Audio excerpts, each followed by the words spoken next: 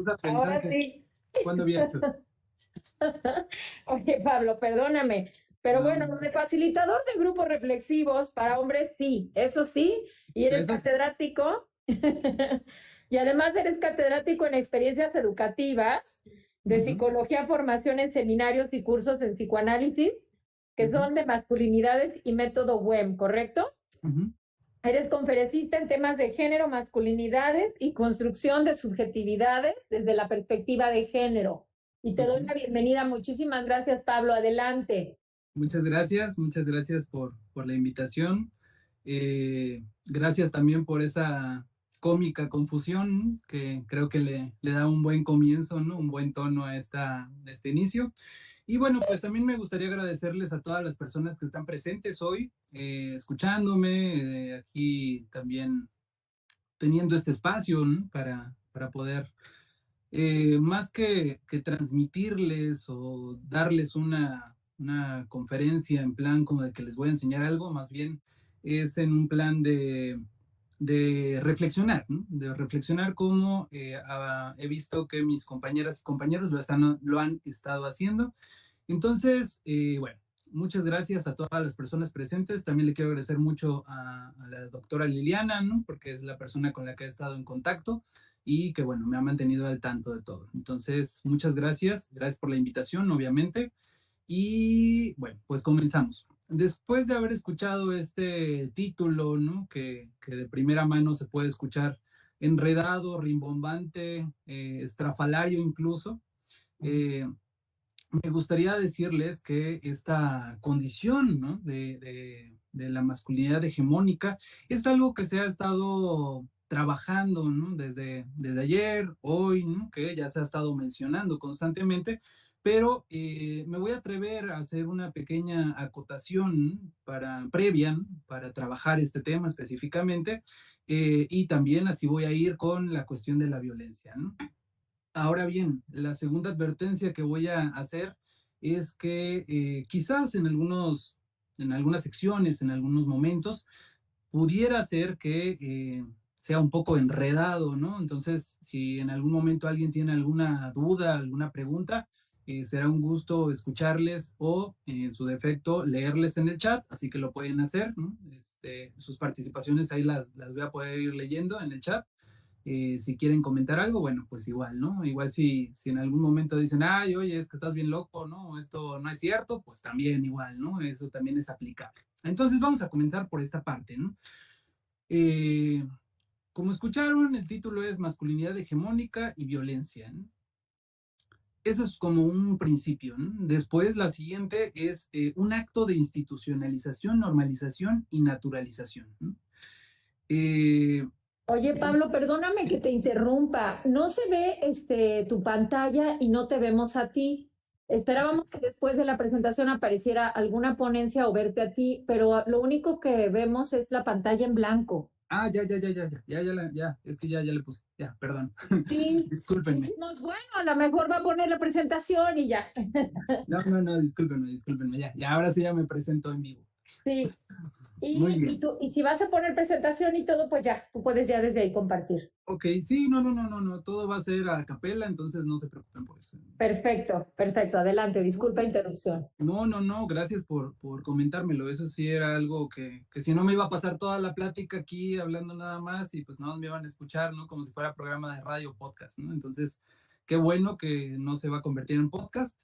Y bueno, comienzo, ¿no? Por esta parte de que sea un acto de institucionalización, normalización y naturalización, ¿no?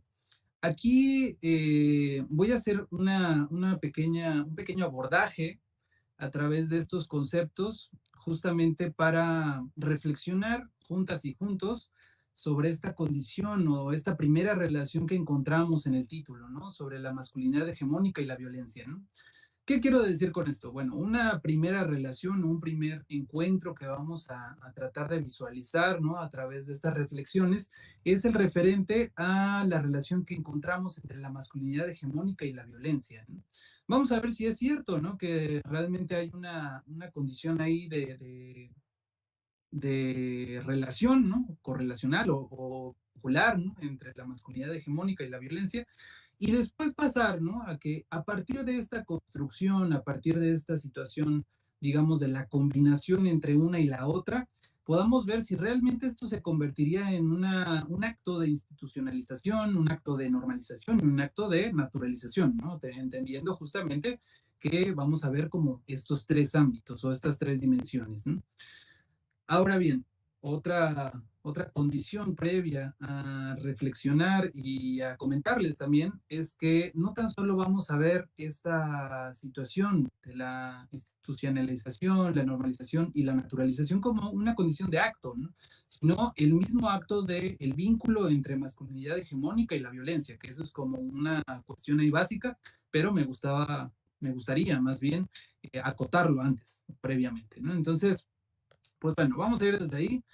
Y también otra advertencia que voy a estar retomando algunos autores, ¿no? Para poder como reflexionar a través de esta cuestión que les voy a compartir. Eh, y bueno, desde ahí empezamos. Muy bien.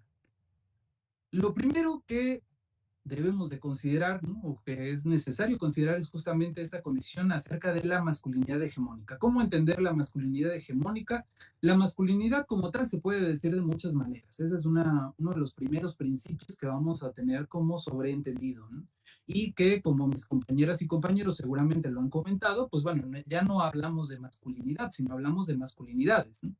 Sin embargo, hay un tipo de masculinidad, ¿no? eh, a decir, ¿no? La masculinidad hegemónica, que podríamos decir que es como una que tiene supremacía por sobre las otras o las otras formas, ¿no? Más que una condición específica, tendríamos que decir que son ciertas categorías, o es que es una categoría o un género, por así decirlo, y que es necesario entenderlo de esa manera, ¿no? Ahora bien, para poder definir primeramente lo que es la masculinidad hegemónica, hay que tener por sobreentendido que cuando estamos hablando de masculinidad hegemónica, no lo podemos asentar tan sencillamente en un punto, ¿no? No podemos decir es que la masculinidad hegemónica o el machismo se encuentra ya en un lugar específicamente, sino más bien que podemos decir que es una situación colectiva, imaginaria, ¿no? Simbólica también, que esa es una parte fundamental, el tener esta noción de lo simbólico dentro de esta condición de la masculinidad, y que va a estar ahí funcionando en esta colectividad. Esa es una parte muy necesaria de esclarecer, ¿no? En el caso de Bonino, ¿no? Él va a considerar, o este autor va a trabajar esta idea acerca de la masculinidad hegemónica, diciendo que es una configuración primeramente, ¿no? Una configuración de prácticas sociales para los varones, ¿no? A mí me gusta, y en este caso yo sí cuestiono un poco lo que está diciendo aquí Bonino, ¿no? Para considerar un poquito, ¿no? Esta cuestión de los varones y cambiarle tal vez, ¿no? A los cuerpos de hombres, ¿no? Dando por entendido que en esta condición de el nacimiento de un cuerpo de hombre o el nacimiento de un cuerpo de mujer, aparentemente eh, parecieran como que por lógica se siga que este o esta sea hombre o sea mujer, ¿no? En este caso, pues es una condición biológica, ¿no? Pero ahí es donde se le une este significante de lo masculino o de lo femenino respectivamente, que esa es una condición muy, muy necesaria de pensar, ¿no? Por otra parte, ¿no? eh, él explica que esta va a ser predominante en la cultura patriarcal. ¿Qué nos quiere decir con esto? Que bueno, vivimos en una cultura en la cual hay ciertos criterios, ¿no? Ciertos criterios que de alguna forma están ahí reglamentando la manera en la que se debe de actuar, ¿no? Se debe de llevar, ¿no? Toda esta situación social, colectiva, cultural, etc., etc., etc., ¿no? Eh, y que si bien es importante, ¿no? Que muchas personas vivimos en una cultura patriarcal, ¿no? Dígase, por ejemplo, en una zona, puede ser o rural, puede ser urbana, ¿no? Puede ser en otro país, ¿no? Pero de todos modos, la presencia de esta cultura patriarcal está ahí, ¿no? Esa es una de las cosas como que se sigue, ¿no? Que es invariable, ¿no? Ahora bien, la cuestión que Bonino también va a manejar es que tiene algunas variaciones, ¿no? Pero que va a ser persistente y que justamente está muy en relación con lo que les comentaba, ¿no? Entonces, si ya tenemos en claro, ¿no? Que esta condición de la masculinidad hegemónica es una configuración de prácticas sociales y que vamos a tomarlo en este momento de esa manera, ya podemos ver que no lo vamos a poder asentar solamente en una sola condición. Y que al final se pega justamente con esta situación de esas variaciones o esa variabilidad que puede tener, ¿no? Y la persistencia que va a estar intrínseca justamente a esta condición de la masculinidad hegemónica, que es algo que nos permite visualizar que a pesar de que pueda haber pequeños cambios con respecto a la masculinidad hegemónica, de todos modos va a haber un continuo en el cual estas prácticas van a estar sobre una misma categoría, ¿no? A decir, en este caso, la masculinidad hegemónica, ¿no? Ahora bien, eh, si tenemos en cuenta que esta cultura o la pregunta que nos llevarían ahí a empezar a ver como la relación con la condición de la violencia, sería precisamente esta cuestión de la cultura patriarcal, ¿no? En primera, en una cultura patriarcal vamos a tener entendido que hay una supremacía, ¿no? Y aquí también hay que hacer una pequeña acotación que es relevante. A lo que me refiero es que en el caso de la cultura patriarcal, no solamente se ciñe a esas condiciones por las cuales fuimos criados, ¿no? Los hombres, los niños, ¿no? Sino también que es una cultura generalizada, ¿no? Esta cultura patriarcal se introyecta en esta condición de lo masculino y de lo femenino, ¿no? A decir, yo como hombre dentro de esta categoría de lo masculino, fui criado bajo una cultura patriarcal, ¿no? Pero como mujer, en un cuerpo de mujer, a decir, ¿no? Que está asumiendo esta categoría de lo femenino, también han sido criadas bajo una condición de cultura patriarcal, ¿no? Esto nos lleva justamente al pensar en esta situación que es como una de las primeras cosas que vamos a hablar, ¿no? Y es sobre la condición de la normalización, ¿no? Por eso les dije que iba a estar saltando un poco, ¿no? De un tema a otro, pero bueno, vamos a estar regresando. La normalización es un tema que va a estar muy trabajado por Foucault, eh, y que bueno, en el ámbito sociológico, ¿no? Es súper fundamental, ¿no? Lo vamos a entender desde esta perspectiva de Foucault. eh, por ahí alguna que otra persona, estoy seguro que ya ha escuchado de Foucault, ¿no? Y bueno, tendrá algún referente, ¿no? O conocerá, ¿no? Algún libro, algunas cosas de Foucault, ¿no? Eh, para Foucault, él va a entender a esta condición de la normalización como un sistema que va a estar graduado primeramente, ¿no? Que va a tener intervalos medibles, ¿no? En los cuales los individuos pueden estar distribuidos alrededor de una norma, ¿no? Si se dan cuenta, esta situación, ¿no? De lo que está diciendo Foucault aquí, suena bastante similar a la estadística, ¿no? De hecho, es un concepto prestado también de la estadística, hay que recordarlo, ¿no? No es solamente un concepto que se utilice en sociología, más bien se pide prestado, ¿no? A la cuestión como estadística, ¿no? ¿Qué quiere decir, ¿no? Esta condición de la norma, ¿no? Aquí las personas que estén escuchándome, ¿no? Y que pues de alguna manera sepan esto de la estadística, ¿no? Creo que sabrán justamente que una norma es aquello que se encuentra, ¿no? Dentro del rango de normalidad, ¿no? Dentro de un rango estable, ¿no? Entonces, a pensarlo así, si lo retraemos a esta condición de lo social, podremos ver que eso que constituye a esa cultura patriarcal es aquello que se ha mantenido constante como parte de esa normalización, ¿no? Ahora bien, la problemática es que en el caso de la estadística, ¿no? A decir, por ejemplo, en la situación de la medicina, ¿no? Podríamos decir, bueno, la normalidad en cuestión del porcentaje tal vez de eficiencia de una vacuna es de tanto a tanto, ¿no? Y en el caso de las vacunas, pues bueno, no va a haber esta variabilidad, ¿no? Sin embargo, cuando esto aplica a condiciones sociales, va a haber toda una gama de variabilidades, ¿no? A decir, construcciones culturales, familiares, religiosas, económicas, políticas, ¿no? Etc., etc., etc., etc., ¿no? Entonces, por lo tanto, podríamos decir también que es problemático o que podría ser incluso hasta arriesgado, ¿no? Hacer un uso indiscriminado del término de la normalización, ¿no? O de decir esto es normal, esto no es normal, ¿no? Y que cuántas, y aquí no es para que ahorita lo digan propiamente, pero que cuántas personas como ustedes regularmente no hacen uso de estos términos de esto no es normal o esto es normal, ¿no? Como una condición que está ligada justamente a que algo es bueno o algo es malo, ¿no? Entonces, si lo pensamos así, ¿no? Esta cuestión de la normalización no es la norma más adecuada, ¿no? Para cuando se trata de la cuestión cultural, ¿no?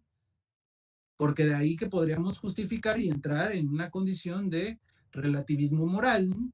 En la que todo se podría justificar, ¿no? A partir de estas condiciones nada más culturales, ¿no?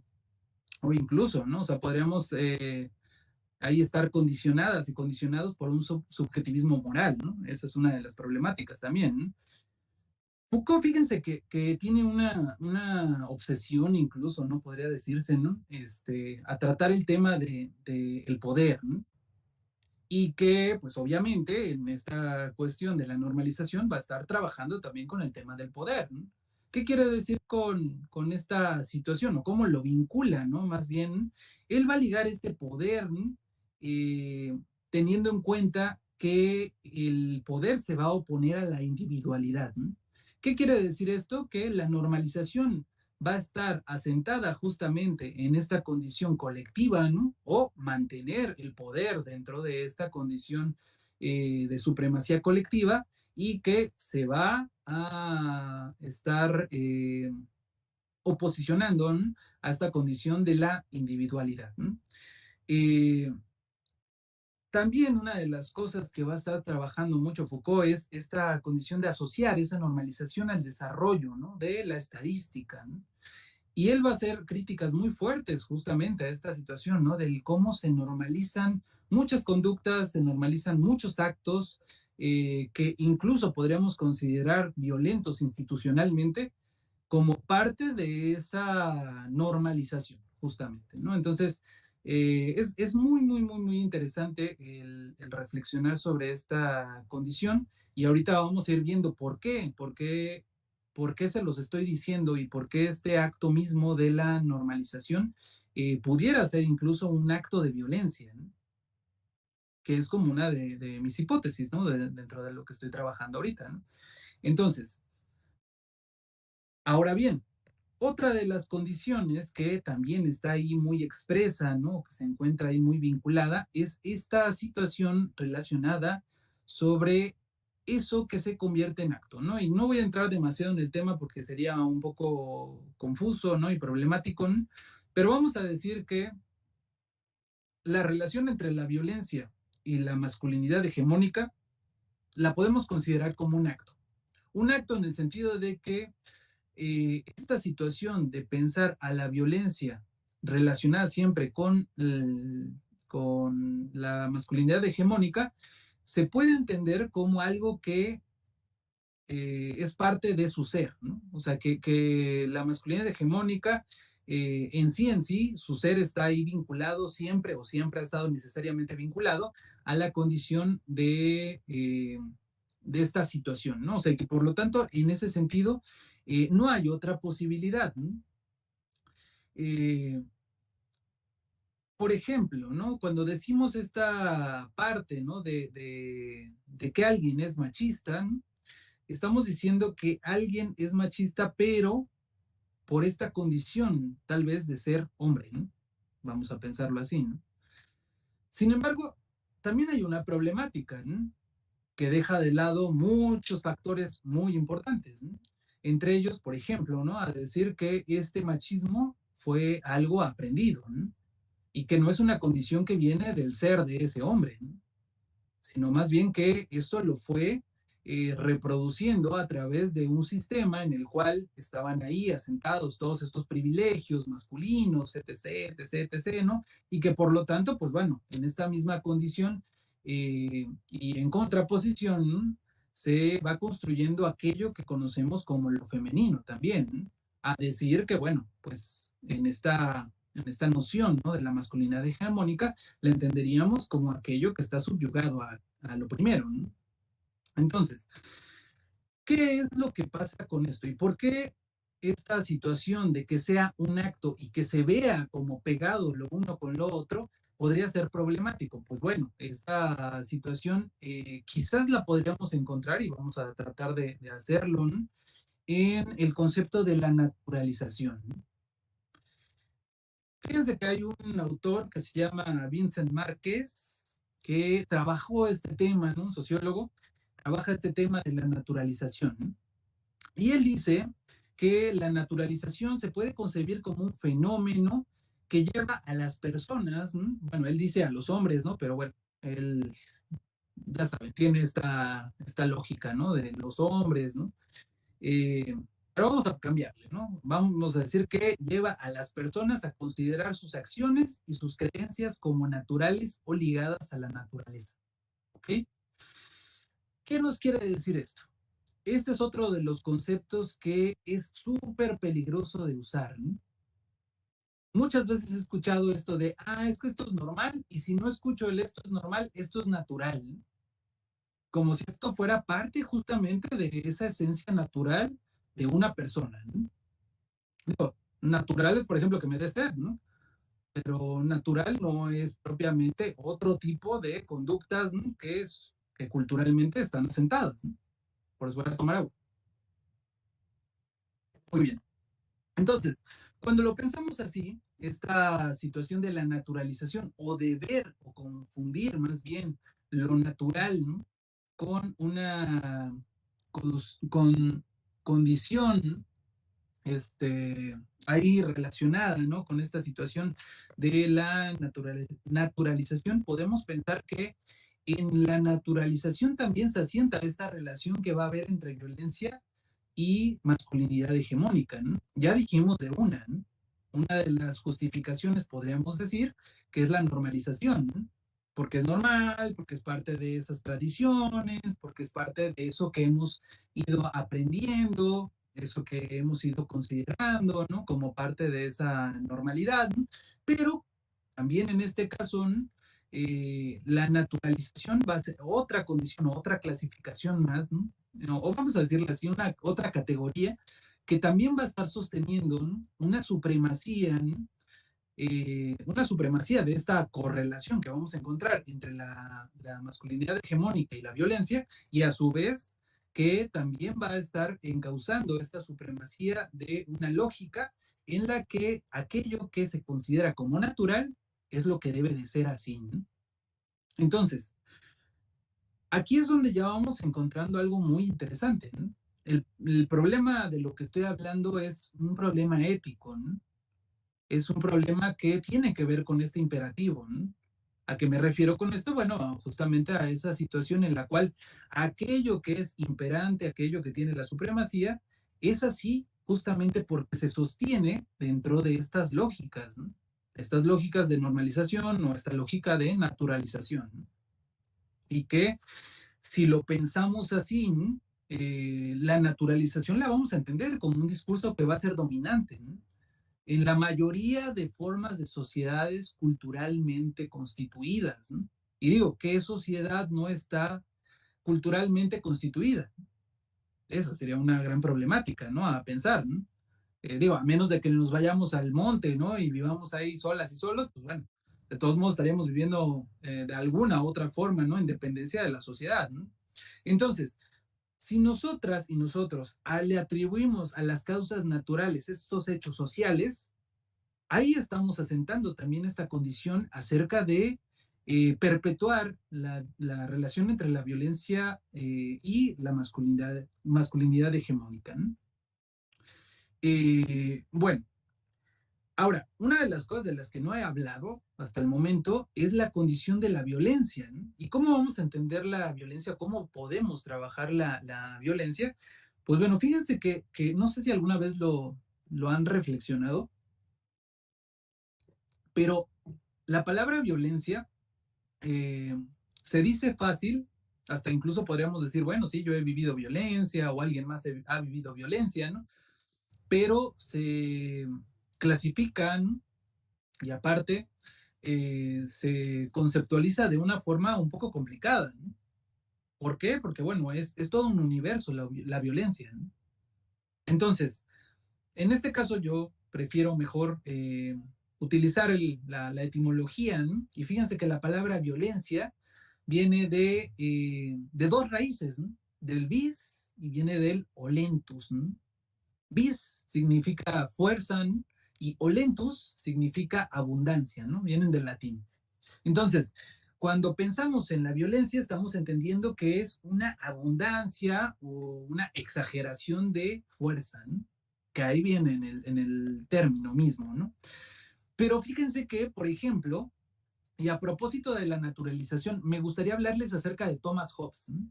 Por ahí alguna persona ya habrá escuchado de Thomas Hobbes porque él es muy famoso, ¿no? O fue muy famoso por un libro, ¿no?, llamado El Leviatán. Y bueno, justamente él, uno de los postulados que va a sostener es que los hombres, y fíjense, él dice así, el hombre es naturalmente un ser violento y competitivo, ¿no?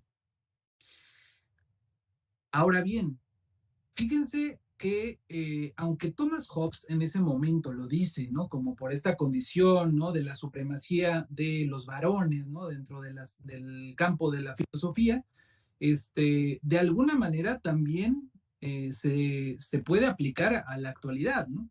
Y le podemos cambiar, ¿no?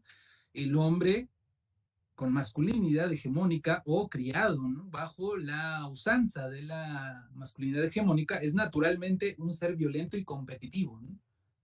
Aquí este es un ejemplo justamente de cómo la condición de esta pequeña palabra, ¿no?, a decir naturalmente, justifica esta situación de que sea violento o competitivo, ¿no? Incluso hasta el pensar, ¿no?, que la violencia misma es un factor necesario como para la competitividad, ¿no?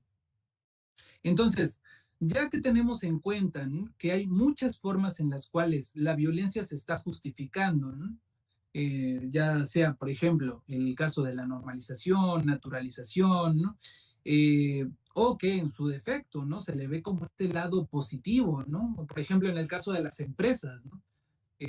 A decir esta cuestión es que hay que ser competitivo, ¿no? Es que lo que pasa es que hay que triunfar, hay que ser violento, ¿no? En este campo, ¿no? Hay que ser proactivo, ¿no? Hay que ser también en este plan de arriesgarse, ¿no? Pero aplica para las empresas si quieren, ¿no? Sin embargo, para las condiciones sociales no, y menos todavía para la construcción de una masculinidad, ¿no?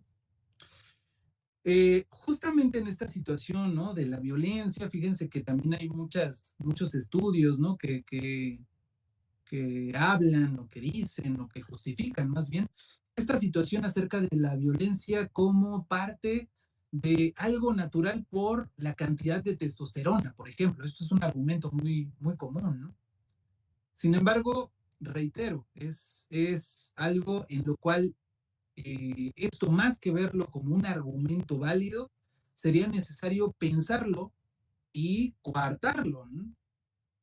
Porque justificarnos a través de una condición de naturaleza es algo que en sí mismo rompe con esta lógica de cómo fue que aprendimos sobre lo masculino y sobre lo femenino, ¿no? Porque eso lo aprendimos, no vino de lo biológico, ¿no?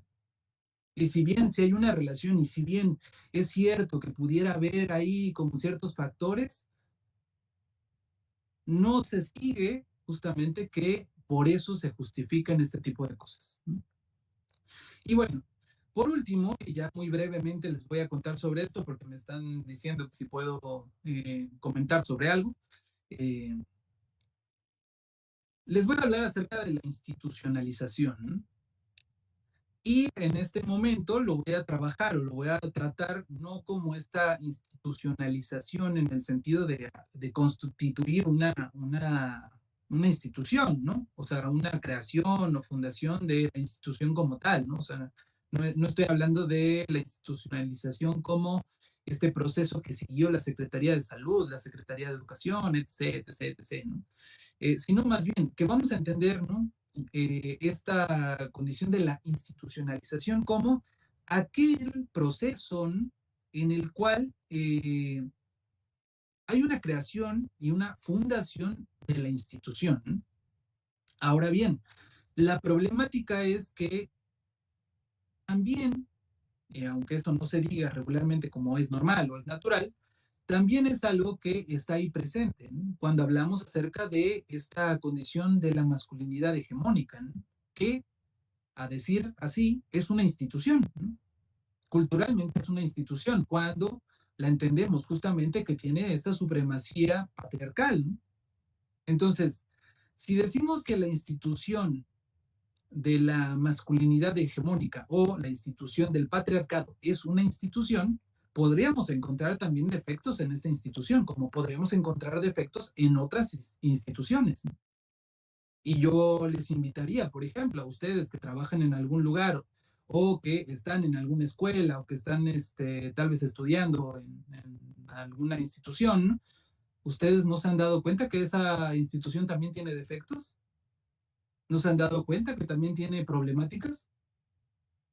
Entonces, podríamos decir que también esta relación que vemos ahí como natural, como normal, ¿no? Detrás de la situación de la masculinidad hegemónica y la violencia, también tiene defectos, ¿no? Y también tiene problemáticas, ¿no? Y de hecho tiene bastantes costos, ¿no? A decir, por ejemplo, no solamente en relación a la violencia contra las mujeres, ¿no? Sino la violencia contra los hombres también, ¿no? La violencia entre ellos mismos, ¿no? Y que de ahí justamente que cuando se hable, ¿no? De estos argumentos, de es que a los hombres también nos matan, pues sí, ¿no? Podemos entender que es la misma masculinidad hegemónica la que sostiene este acto de violencia que constantemente está ahí retornando, ¿no? En una violencia para otros hombres, ¿no? Entonces podríamos pensar que esta relación entre masculinidad hegemónica y la violencia va a ser una institución, ¿no? Y es una institución que no hemos cuestionado, ¿no? Justamente la necesidad de tener estos espacios, y que eso lo agradezco mucho, como para reflexionar sobre el cuestionar a esta institución, ¿no? Que cuestionemos incluso a las instituciones regularmente, ¿no? No necesariamente tenemos que estar de acuerdo siempre con lo que dice la institución, ¿no? A pesar de que nos hayan enseñado que tenemos que ser obedientes, ¿no? A pesar de que nos hayan enseñado, ¿no? Que a alguien que tiene el poder es al que hay que, pues, hacerle caso, etc., etc., ¿no? Creo que hay una posibilidad, ¿no? Porque realmente el poder no se tiene, sino que se ejerce, como lo va a decir Foucault, ¿no? Y bueno, esta es una de las situaciones muy, muy, muy importantes, ¿no? Que más que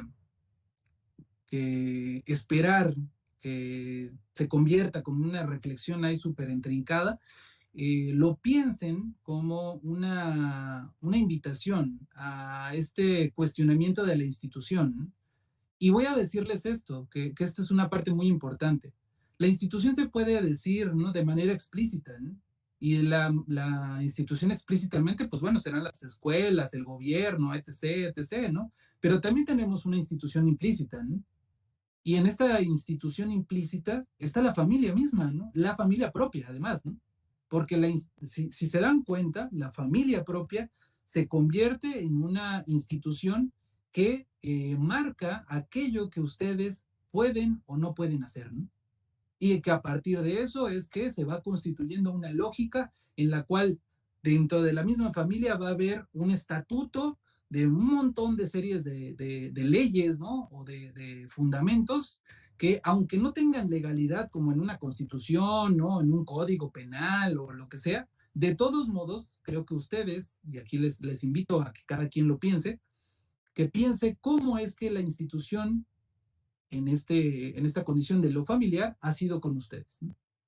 Y entonces ahí es donde podríamos encontrar si ha sido o no ha sido violenta, ¿no? Y ahí es donde podríamos cuestionarla, ¿no? Y bueno, con esto acabo lo de esta presentación. Espero que les haya gustado, espero que les haya agradado. Y me gustaría comentarles que, bueno, perdón, antes de, les voy a comentar que una de las cosas, ¿no?, que me ayudó, que me ha apoyado mucho como para poder hacer estas reflexiones, es justamente el trabajo que hacemos, ¿no?, que hacemos en la Secretaría de Salud, a través de los grupos reflexivos para hombres, ¿no? Los pueden encontrar, nos pueden encontrar, de hecho, como Conversa MH, si pueden por ahí darle like en Facebook, ¿no? Ahí nos van a encontrar, Conversa MH.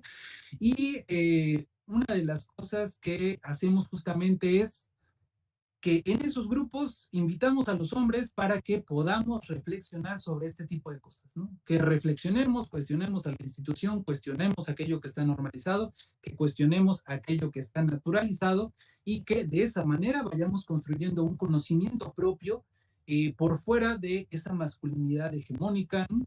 Y constituir con ello también una masculinidad que sea más libre, que sea emancipada de esta situación.